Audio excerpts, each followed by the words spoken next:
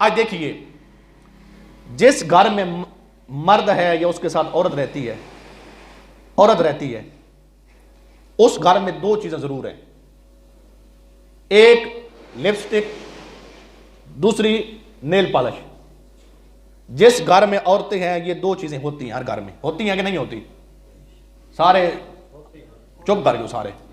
جس گھر میں عورتیں ہیں دو چیزیں ہوتی ہیں، گھر میں ہوتی ہیں نا، سرخی دے نو پالش مارکا ہوگی نا، بولو جا مارکا بولو جا قسم جواب سارے گھر سارے ہون حاجی بنے بیٹھے سارے سب کے گھر میں ہے۔ جس گھر میں عورتیں ہیں، بچیاں ہیں، مرد ہے تو ساتھ عورت ہے، دو چیزیں ضرور ہیں۔ کون کون سی دو چیزیں؟ نیل پالش اور لپسٹک۔ سن لیں، یہ چیزوں تو ہمارے گھر میں ہیں، لیکن ہم نے کبھی یہ نہیں پوچھا کہ اس کے بارے میں شریعت کیا کہتی ہے، شریعت محمدی کا اس بارے میں حکم کیا ہے۔ تو سن لیں، جس ناخن کے اوپر نیل پالش لگی ہے یا ہونٹوں کے اوپر سرخی لگی ہے، 1000 مرتبہ غسل کر لے عورت، کبھی اس کا غسل نہیں ہوگا، وہ کبھی پاک نہیں ہوگی، کبھی بھی پاک نہیں ہوتی۔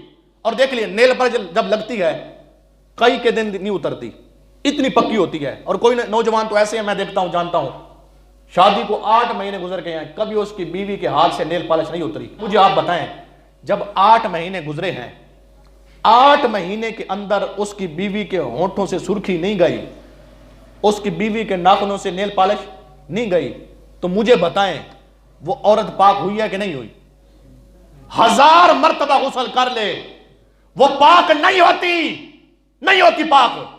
تو جس کی شادی کو سال ہو گیا، اب وہ کتنی مرتبہ ناپاک ہوئی ہیں، پاک نہیں ہوئی، نہاتے رہے۔ اور میرے پاس ابھی ریسرچ پڑھی ہے، میرے پاس کسی دوست نے بھیجی ہے میرے پاس، یہ جو ہم سرخی لگاتے ہیں نا، میڈ ان چائنا ہو، برطانیہ ہو یا جرمنی ہو، یو ایس اے یا یو کے، تو میں ایک ریسرچ میں نے پڑھی ہے، اس میں وہ انگریز کہتے ہیں کہ ہم اس میں خنزیر کی چربی ملاتے ہیں، خنزیر کی چربی ملاتے ہیں۔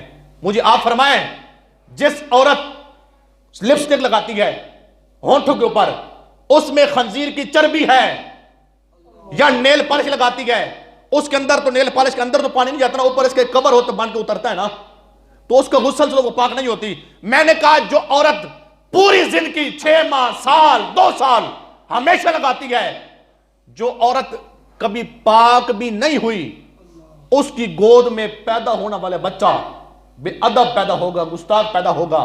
اور جو مرد بھی پاک ہو، عورت بھی پاک ہو، اس کے گھر میں پیدا ہونے والا کبھی مہر علی بنتا ہے، کبھی سلطان بہو بنتا ہے۔